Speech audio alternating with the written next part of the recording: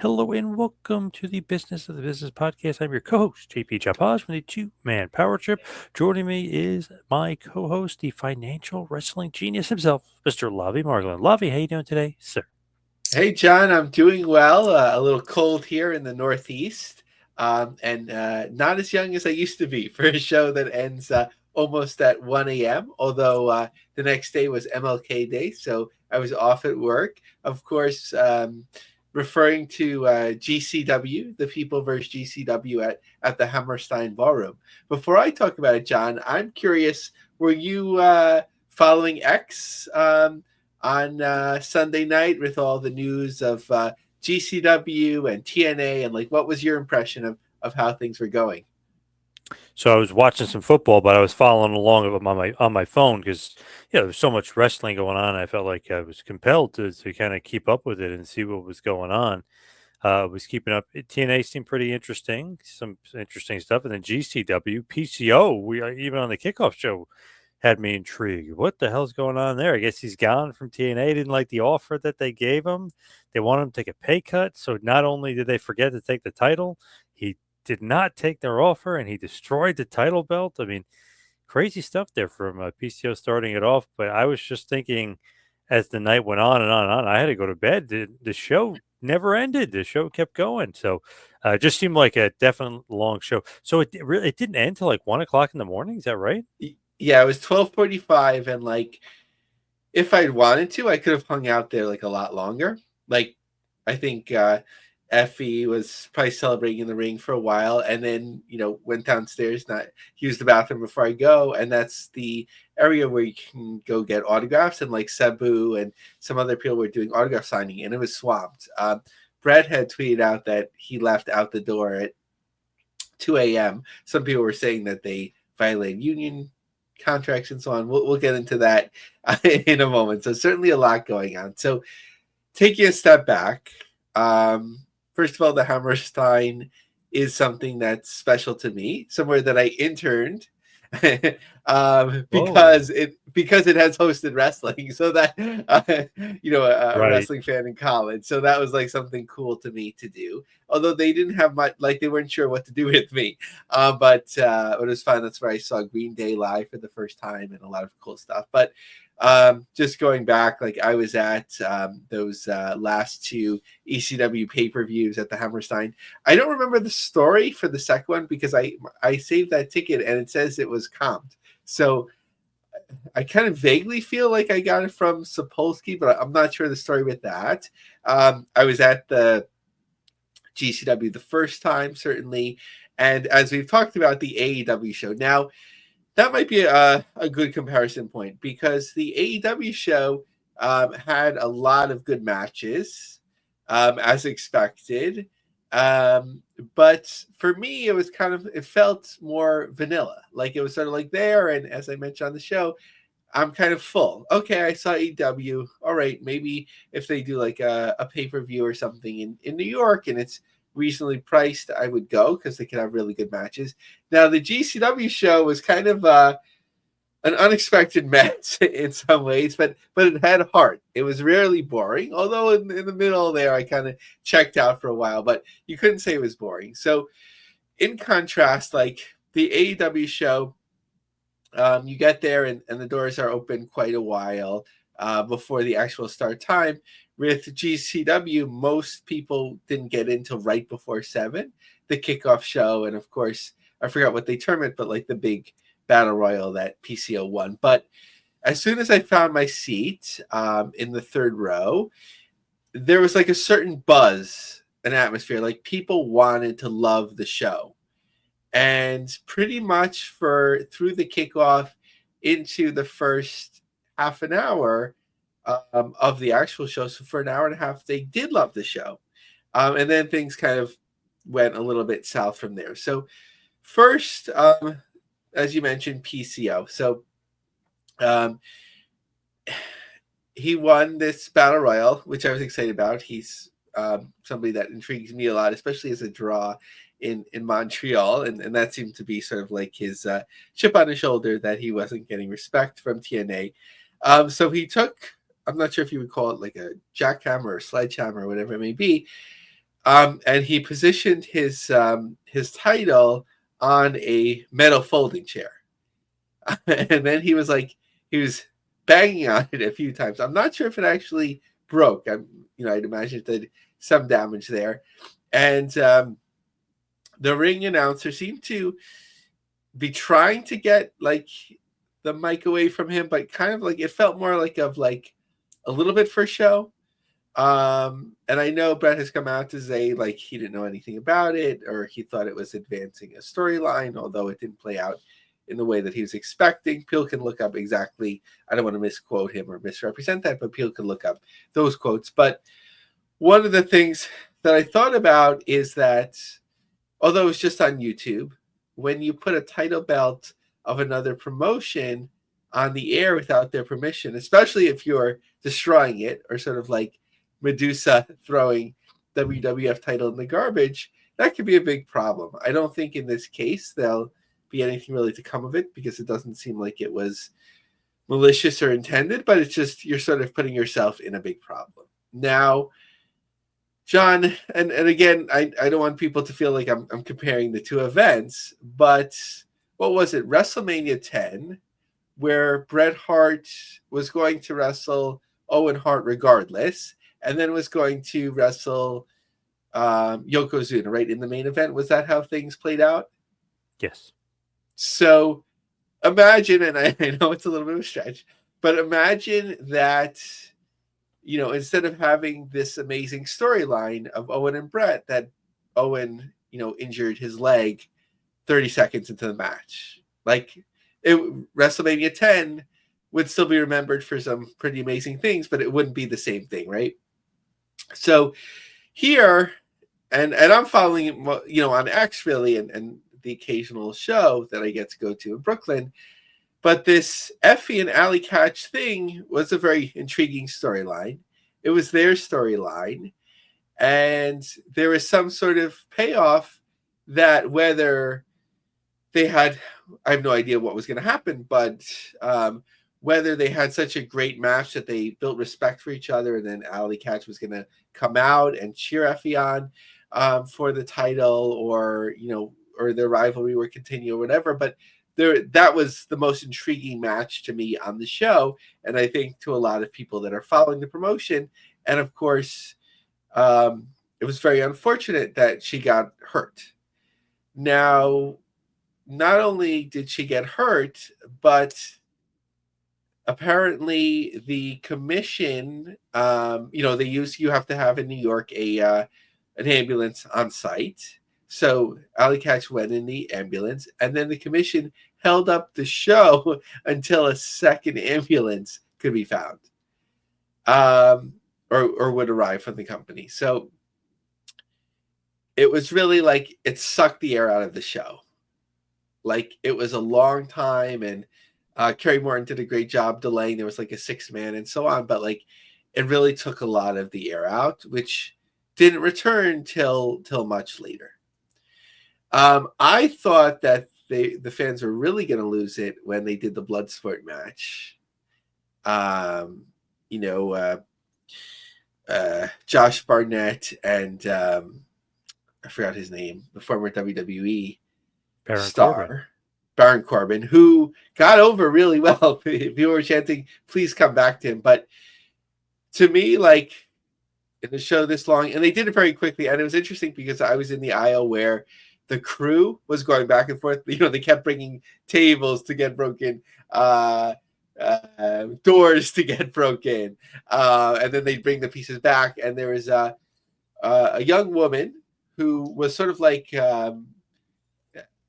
second in the crew or whatever, who was like really good at like yelling and getting people moving. I was just like very intrigued by it. So kudos to that team, because there was a lot of stuff and not a lot of room for them. And they did take down the ropes quickly and put them back up quickly, but I thought people were like so tired that they would really get angry. And they did take it out on Barnett, but Corbin like seemed to get over, which was impressive there. Just looking at the matches in themselves. So I think by the time Effie defeated Mance Warner, it was it was exciting, but it was like a little bit like everyone was so tired.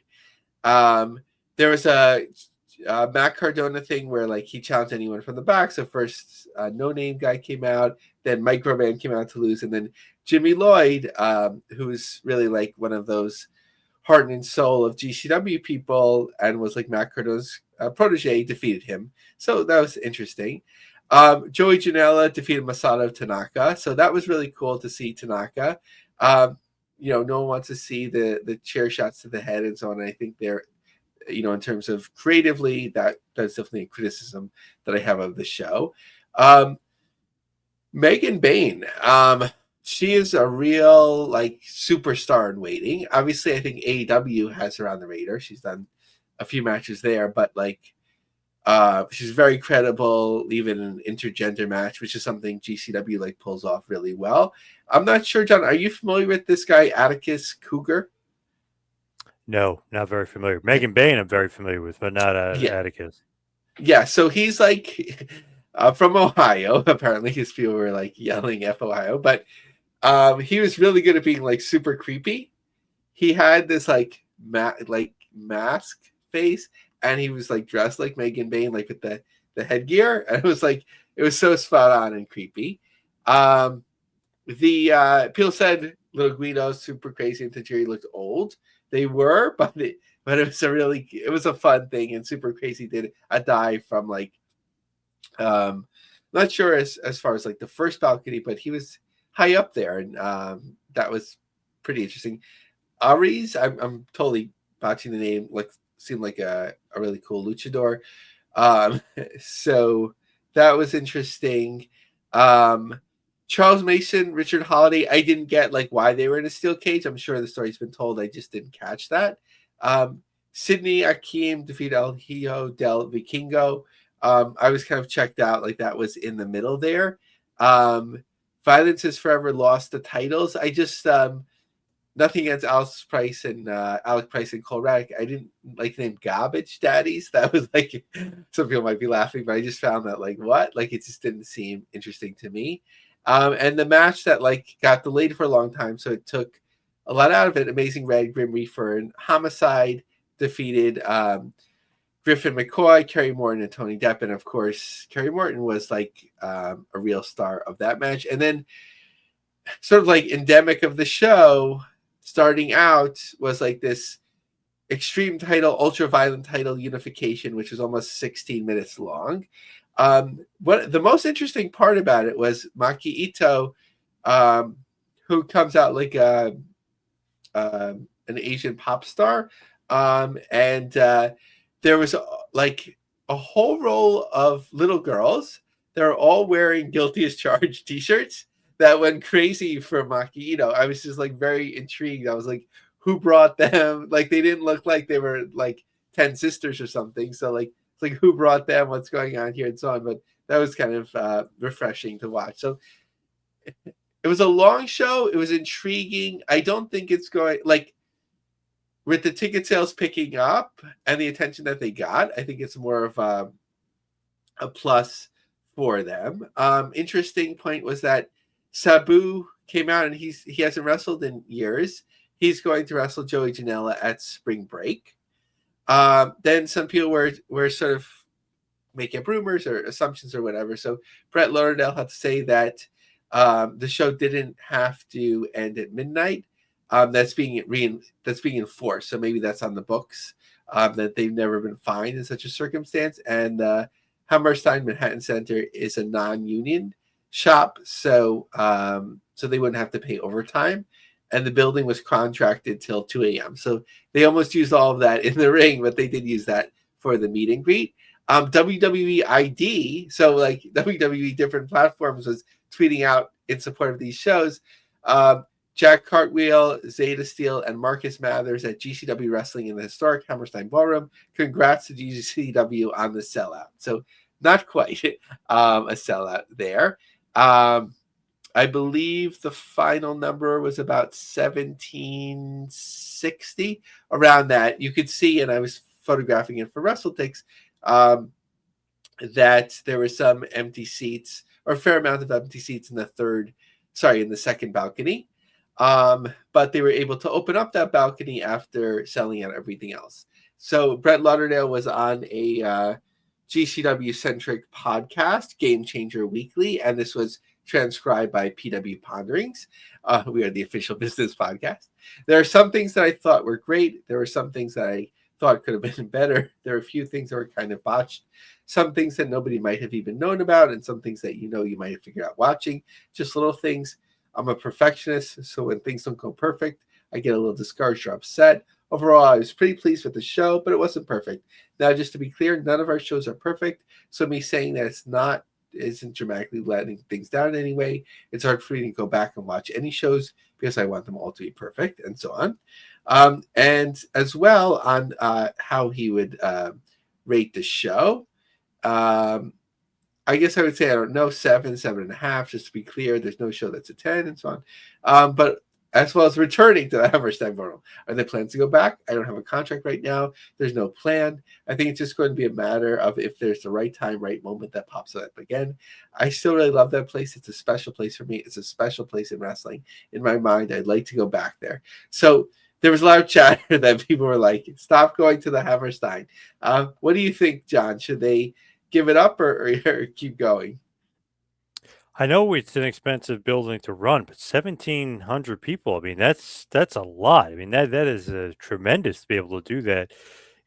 Especially considering AEW was just there and they only did 1,500. So even just to say you beat the second biggest promotion, and you were literally apples to apples, you're running the same exact building. So you got to give them credit. I kind of would keep running. My whole thing was, and I had two questions for you and you could probably answer them pretty quickly, but I'm just curious. First question was the show too long? And then the second question is too many matches slash too many wrestlers on the show. Like, what are your thoughts? So the show was too long. I'm just not sure how long it was intended to be because, of course, the Alley Catch Effie match was cut short. So that's time made up, but then there was a major delay as a result of that. So maybe the whole show would have been 40 minutes shorter.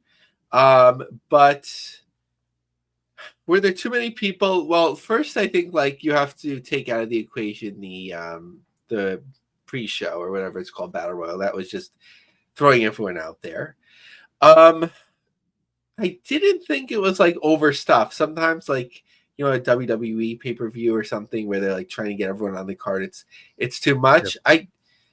There was no match to me that didn't make sense.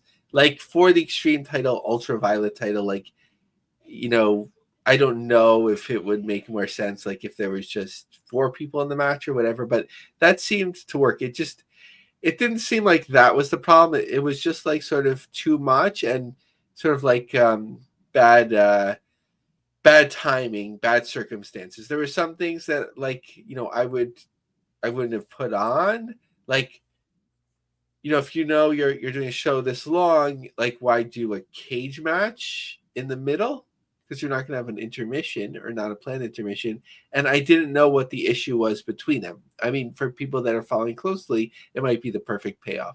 So, John, I'm Yeah. ready to put on my my Booker hat and give more free advice. So, Yes. John, do you remember Ron Wright in Smoky Mountain Wrestling? Yes, sir. So before I say this, actually, I don't want to sound like insensitive to Ali Catch's situation. Everyone go to GoFundMe. Surgery is very expensive and she won't be able to work and so on. But she is in a much better. The surgery was successful and they said things are ahead of schedule. So all of that being said, from a performance standpoint, I want to give some creative suggestions. So Ron Wright was in the wheelchair for what? Like on Smoky Mountain for like a year? And then suddenly he like emerges and like, there's this major payoff to the storyline. So I think there's 2 ways of doing things. You could bring Alley Catch back as a sympathetic character, and she's there like like even if she can't wrestle, if it's safe for her to travel, she could be there cheering Effie on, whether she's in a wheelchair, just whatever, or in crutches. But like she's this sympathetic character that she's always cheering him on until like she turns on him, and now she can walk and challenges him again. So on. And I think the seeds were very much planted for that because Effie didn't go on the show and say like, I'm doing this for Alley Catch. Like he just said it very quickly. Like I posted in his title match win at the end. Or, and I think that's probably the better way to book it, or she could come back like until she's able to wrestle, sort of as like bringing like the villain, the challenger of the month, or however like GCW would pay something like that till she's finally ready to challenge. But I think like from the public perception, and everyone likes her anyway, even when she was a heel, that like people want to cheer her. But like if they can do it and like do it long enough where they convince people that like they're back together, then when she turns on him, that'll be a big deal. It's not a bad booking idea, booking philosophy. You're showing a little old school, mixing it with some new school. Yeah, it's not a bad idea. I think that'll work. It's probably will happen actually. So looking while we wrap up GCW, just looking ahead, I think it's good timing. I mean, they won't be gone that long, but about a 12-day break from America, because sort of like reset things there. On January 25th and 26th, they're in the UK. Of course, France on the 25th. In the UK on the 26th, which is already sold out. Then back to the States, January 31st in Indianapolis. Then February 15th and 16th, the Jersey J Cup in Jersey City. On February 28th, they're in National City, California. On March 1st, they're in LA. So there might be some filling out of more dates between then. March 2nd, they're in Mesa, Arizona. Interestingly, back March 15th and 16th to Atlantic City. I thought they would be taking a longer break, but certainly they skipped New Year's. Bloodsport, okay, then you have the whole Vegas weekend, of course, WrestleMania weekend. We can talk about that when it gets closer or post. And then Dallas is on the books already for July in Gillies nightclub.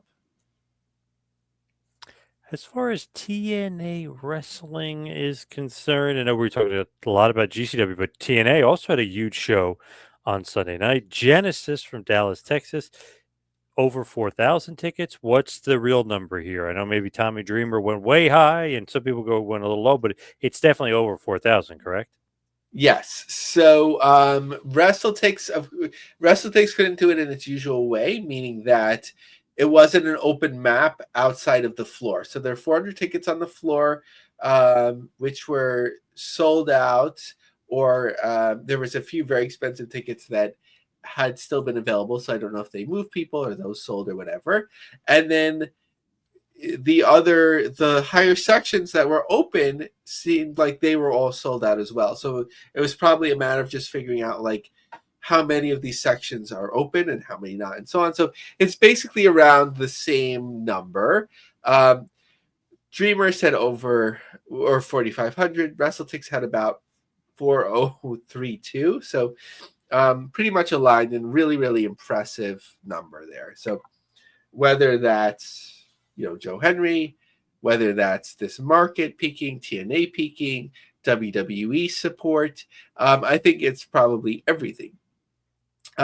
One parallel that I do want to make with GCW before moving on from GCW fully is that it was a night where the right champions were finally crowned. So Joe Henry, as I gather, is really, a crossover star. And he's really known overall, like in pop culture, for his song, or at least, it was a moment of that. And Effie really embodies GCW in terms of outlaw, non-traditional, a welcoming environment to LGBTQ community and so on. So both really represent their promotion really well, and it was time for both. But talking more about TNA now. Now I don't want to move on so quickly from Genesis, but that's basically it. You know, it was good business. I don't have the full card, or I didn't watch the show to run it down. GCW was just a unique situation. But looking ahead to San Antonio, at the moment, like it's a map that can be counted, although I'm not going to count it. But section by section, you can look at like how ticket sales are going, and for the most part, it's about 3 or 4 rows deep in terms of tickets sold, with a little spots here and there. So last time they were in San Antonio, they did really well. I don't think as well this time, unless there's a surprise. Now, really intriguing, John, as we were going on the air, was that TNA is going to be taping in Full Sail in Orlando, Florida. They'll go live on Thursday, February 20th, and tape on Friday, February 21st. You know, there's a lot of speculation. Was this a deal that WWE helped facilitate, because they haven't worked with Full Sail in a while?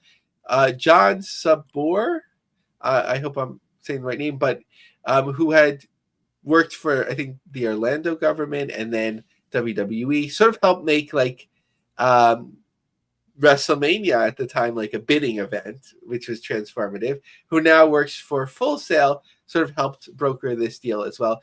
But it's an interesting thing, John, because it's this like TNA swinging back and forth, right? We see them in these big venues moving all around, and then suddenly they're like in Full Sail. Like, are they spending money? Are they saving money? What's the plan there? But I think it's a cool venue to try at least once, even if they're not establishing themselves there permanently, because it's certainly known as an NXT venue, and it sort of has a cool feel to it. So looking at the shows, so of course January 23rd and 24th. So for most, by the time you hear this, those will have taken place in San Antonio. Then we have Full Sail in Orlando, February 20th and 21st. El Paso, Texas on March 14th and 15th. Then St. Joseph, Missouri on March 28th and 29th. Rebellion on April 27th, and TNA Slammiversary on July 20th. So it's interesting that Slammiversary, even if it didn't come close to filling a big venue, looked to be the place that they would draw their big crowd. And I know Tommy Dreamer is very optimistic, saying that TNA at some point will draw 10,000 people this year. But 1,718 tickets so far in Belmont Park for a show that doesn't take place till July. For a while, we saw tickets slow down a lot week to week. Moving 56 additional tickets in 7 days isn't bad. So we'll see how that moves along. Man, I don't know. I'm impressed. I don't know about 10,000. Let's not get crazy here, but I am impressed with well over 4,000. So I am impressed. And with WWE involvement, hell, maybe they put some WWE guys and some NXT guys on that card, and maybe they do crazily enough, maybe get up to 10. You never know.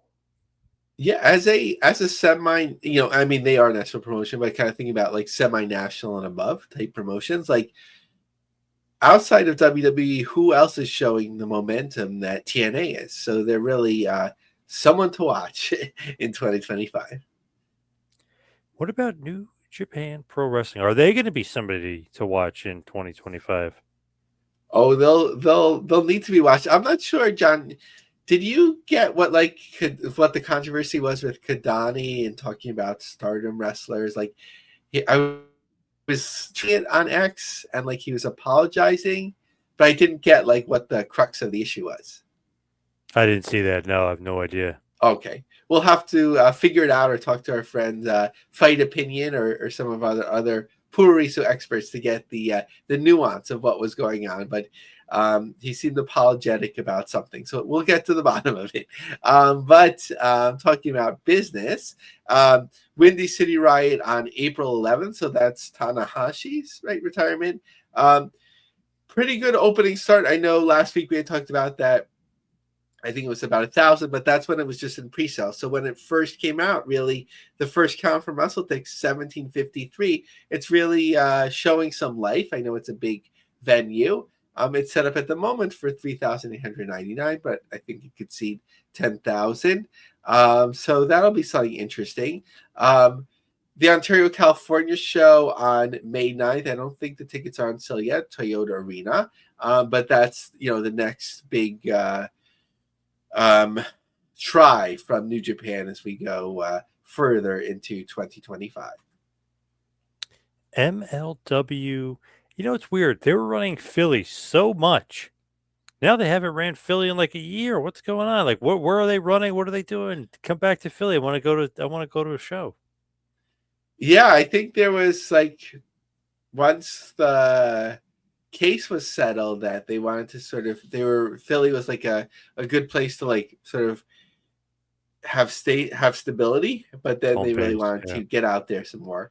And in getting out there, they're, obviously we talked about the North Richland Hills, Texas show last week, but they're generally doing pretty well, especially for, their position in the market. So center stage on February 8th, ticket sales picked up a lot, 113 tickets sold in 6 days. I guess not too far out, right? 2 weeks out, but 422 tickets of a card setup of 772. Of course, NXT floating in around somewhere around that date too. And as we talked about the challenges, in booking, venue when you have a bigger promotion there as well, but small enough venue that there should be room for everyone. Commerce, California on April 5th. So, PW Insider, I think, had reported that the company said ticket sales were really good for that. It was a little bit hard to tell from the map, how many tickets were originally put on sale. Cicero, MLW Azteca Lucha on May 10th, and Fightland, of course, returned to Texas on September 13th, my birthday. So maybe that will bring them luck. Now, this is something that I know I've been trying to pay attention to, but kind of came maybe out of nowhere, or maybe not out of nowhere. What is going on in Chillicothe, Ohio, with world class big time wrestling? What in the heck is going on? Yeah. What's interesting is that this promotion had reported it was a few years running, the biggest independent pro wrestling gates by far.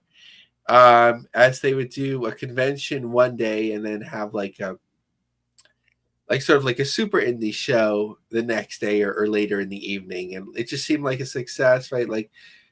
Yeah, What is it, always. Bobby Fulton, right? Is Yes, the dad, and then yes. Dylan Hines is the son. It just seemed like they were doing their thing, But then suddenly there was this. Well, it broke really with RVD, and I think that was with our friend Dominic D'Angelo, is the Yeah, co-host of that show. So I think good going, Dominic. In terms of getting it out there, but it's really RVD that scooping. Yeah, he's initiated. out scooping everybody over there. Yeah. Yeah, which is awesome.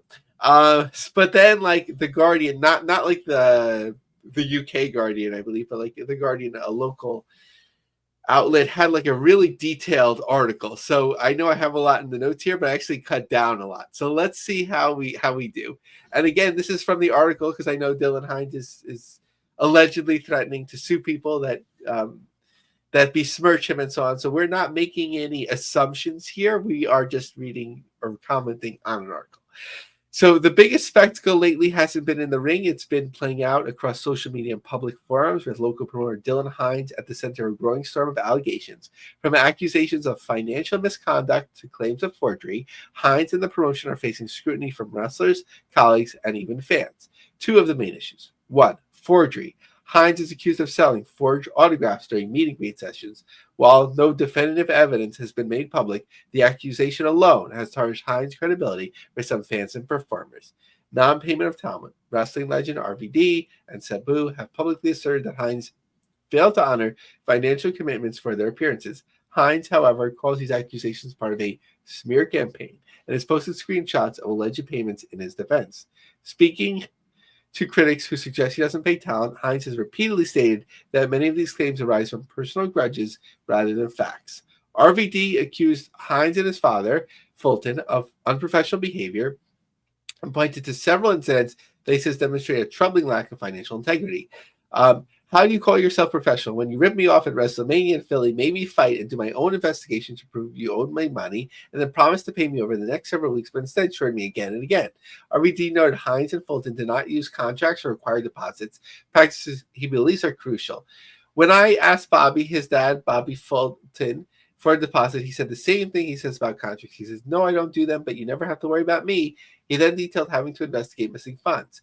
"You made me fight and do my own investigation, prove that you owed me money, and then say you pay me. But instead of paying me, you shorted me and then you shorted me again." RVD also referenced the December 14th show in Waverly, warning others to be cautious if Hines uses RVD's name to attract talent or attendees. "I feel obligated to let everyone know, hey, if you're talking about bookings from this guy because he's saying that he booked RVD and he's making him a big shot, that's why you want to work with him, then I got to tell you the rest of the story. I don't work with him because he screwed me over. Then his dad screwed me over. Then they said they're quitting. Instead of paying me, they're quitting." Sabu claims, in addition to RVD, um, he accused Hines of not paying him for appearances and mishandling meet and greets. Um, Hines, however, disputes Sabu's version of events, describing Sabu's booking as a mercy booking and alleging that Sabu failed to fulfill certain obligations. "We helped Sabu out of situations many times. I spoke to Sabu earlier today, and he asked to be booked for future events, which at this point we will not work with him due to the issues that he's ongoing." Hines claims he has receipts to prove the payment was made, but Sabu's accusations have added more heat to an already volatile situation. Matt Riddle. Matt Riddle controversy. Uh, let's see. According to Hines, Riddle and his manager made last-minute demands linked to financial chaos and broken agreements. On Saturday morning, an individual named Michelle Gray reached out to me. She stated that Matt Riddle would not get on the flight until he received $2,000. After confirming Gray's connection to Riddle, Hines says he sent the money. From there, Riddle allegedly increased his fee, causing what Hines described as significant losses. "In our industry, a promo is as good as a contract. He did the promo. He chose not to perform to the contractual agreement." Hines claims the fiasco resulted in a drop in ticket and meet and greet sales, prompting him to publicly declare he would never work again with Riddle. Zombie Hideout and the Kurt Angle dispute. Outside of the wrestler promoter feud, Zombie Hideout, a pop culture store in Springfield, has its own claims against Hines. The store says it was never reimbursed for an Angle meet and greet that Hines failed to deliver. Good old Dylan Hines is at it again, causing more trouble as usual. On a phone call, he promised he'd come by on January 14th to see me, but guess I missed him. Big surprise there. They allege fans who paid for the event have yet to receive refunds. The Star posted about a recorded phone call suggesting that Hines allegedly promised to rectify the situation but never followed through. Hines responds, despite the avalanche of accusations, the promotion exists, he has nothing wrong. In an email statement, Hines pointed to the promotion's long history dating back to 1977 as evidence of trustworthiness. His claims his detractors are motivated by jealousy or personal vendettas. "Our company has existed since 1977. You don't last nearly 50 years without being of your word. Unfortunately, this industry is very cutthroat, where people can be jealous of the success of others and attempts to tear them down." And so on and so forth. So Google that, read the article, but really shame that so many times things end like this in pro wrestling, a promotion that really seems to have its act together, and all of these allegations come out. So it'll be interesting to keep an eye on world class professional big time wrestling to see how they do with booking these mega events in Chillicothe, Ohio, in the future. Yeah, definitely something we'll be talking about again. I think a lot of interesting details and things are coming out of Ohio, that's for sure. But as far as challenger brands are concerned, can they draw? What are you referring to here, and where are you referring to here?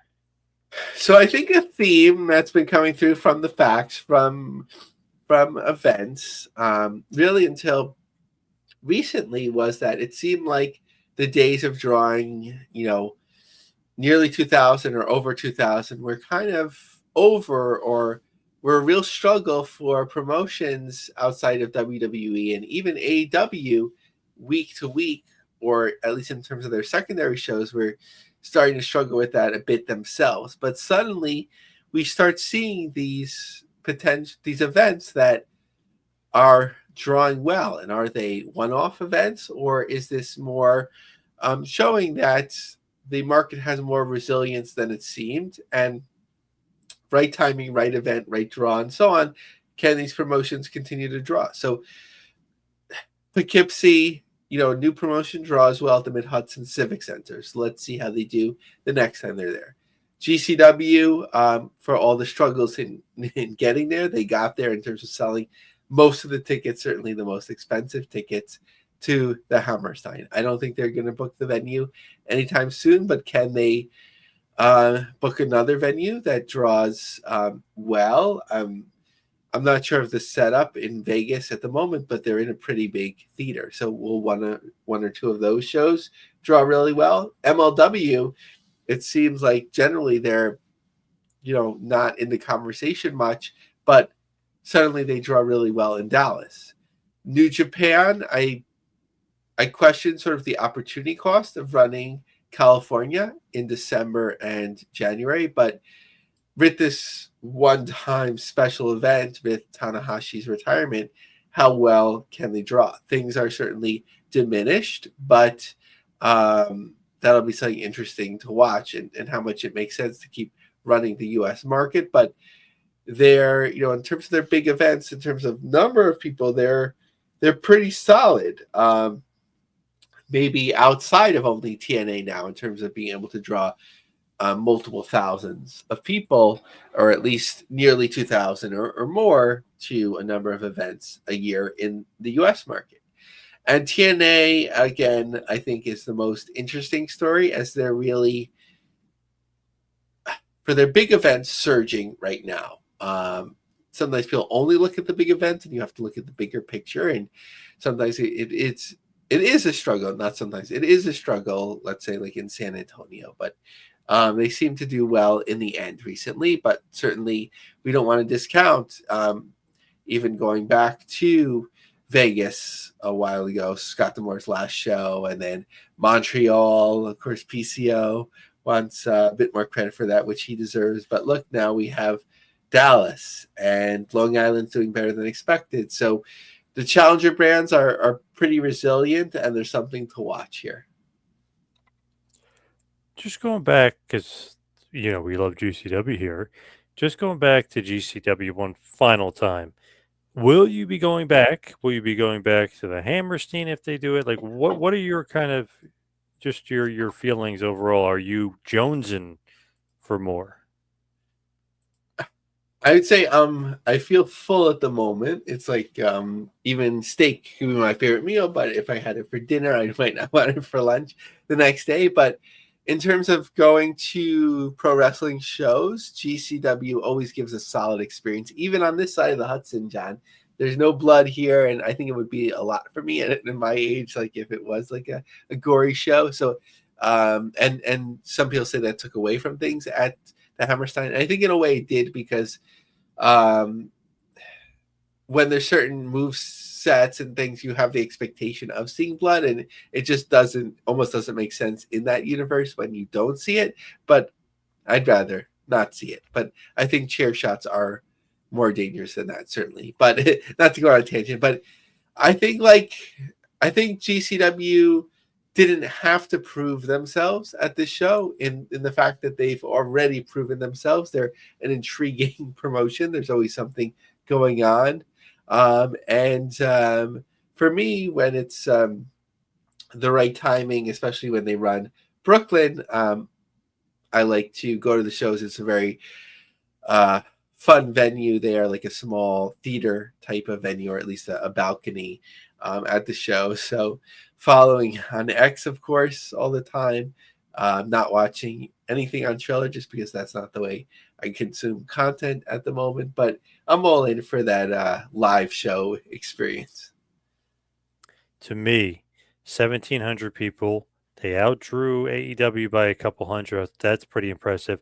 Not only is that impressive, AEW kind of snuck in and tried to cut their legs out by running 2 shows, 3 shows before they even ran their show. So that was even more impressive.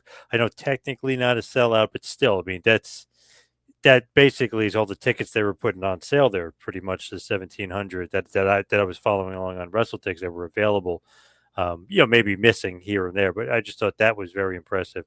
But the fact that AEW tried to cut their legs out from under them for whatever reason, it didn't work. So good job by GCW. Yeah, and I think like overall, like it, you have to do things every once in a while to put yourself back on the radar. And people weren't talking much GCW. I mean, in certain pockets, certainly, but I think like this, everything surrounding the show sort of like kept them in the conversation all of the time. From the AEW controversy to people's expectations of what this show would deliver. So, John, let's do the final verdict here. A jury of two, guilty or not guilty. They are guilty because I love this phrase that Heyman always says: "Hey, GCW, you're guilty as charged." Love that. And I'd say, yes, John, you go. oh no, I was gonna say, and what do you think? Oh, What's your yes. verdict? So I would say, uh, yeah, guilty, but somewhat lighter sentence because some things were out of their control.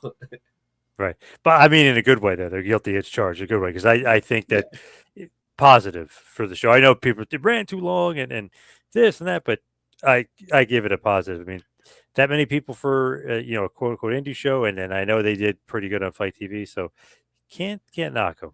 They're yeah, in a good way guilty as charged. yeah. It had to be good business, and Yeah, what else? What's more important than that on the business of the business? that's right. Let's hit the plugs here and head towards the finish. You can follow me on Twitter and Instagram at 2Man Power Trip. How about you, Lavie Mar? So exactly on X, Lavie Marg, LAVIE long form articles on LionCubJobSearch.com. We are the official business podcast of PW Ponderings, and we are distributed by the Creative Control Network.